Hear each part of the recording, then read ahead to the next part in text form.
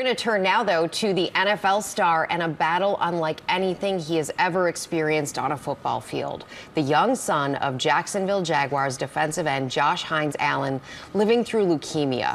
ESPN feature reporter Michelle Beisner-Buck sat down to talk with Hines-Allen about it for tonight's Monday Night Countdown, and here is a preview.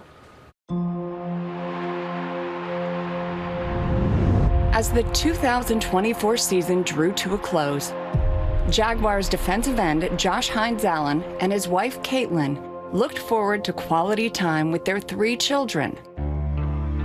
But on Christmas Eve, they noticed something concerning with their eldest son, Wesley. I noticed his gums were bleeding. They thought it was gingivitis. He woke up with a fever on Christmas, and it was 105. Happy birthday to you.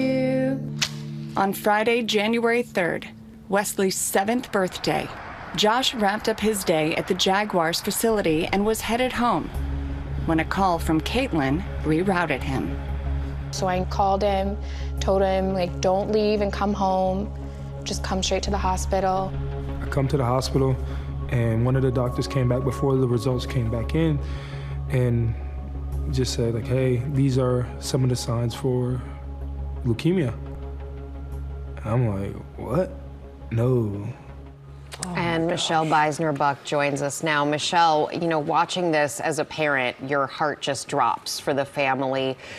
What was the official diagnosis, and how is Wesley doing today?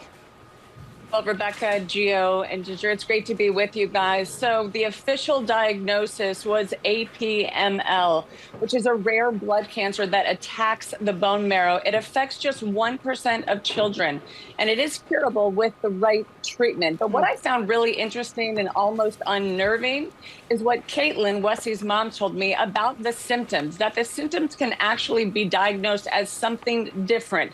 For instance, the bleeding gums were diagnosed as gingivitis.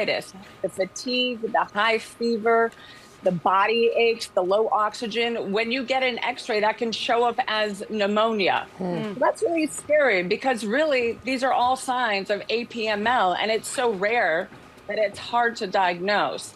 I can tell you, though, happy news now that Wesley is in remission and he is getting back to his normal.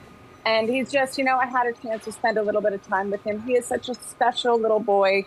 He's back to playing with his dinosaurs, which is his favorite thing to do. He's back with his friends at school, and he's even kind of taking to the game of basketball a bit. So you guys will have to tune in tonight. I know. We're so grateful to hear that he's doing better. Thank you. But also from what we understand, Josh found out about his son's diagnosis when he was supposed to be playing in the 2024 season finale against the Colts. It's never a good time, I'm sure, to get that type of news. But how did he handle that? Yeah, obviously, he's a 2-time Pro Bowl defensive end. He's a captain of this team. He's been with the Jaguars his entire 7-year career. But as you saw in a little excerpt from the piece, they took Wesley to the hospital on his 7th birthday, which was January 3rd. They didn't find out until the early morning of January 5th that he did have APML, and Josh had to make the decision. He called his head coach at the time, Coach Doug Peterson, and said, I can't leave. I need to be by my son's side. And of course, the organization and the team was extremely supportive and have been through this entire ordeal. Now Wesley is king of the dinosaurs. Yeah. And Yes, we are so glad. Thank you, Michelle, for giving us that good news here.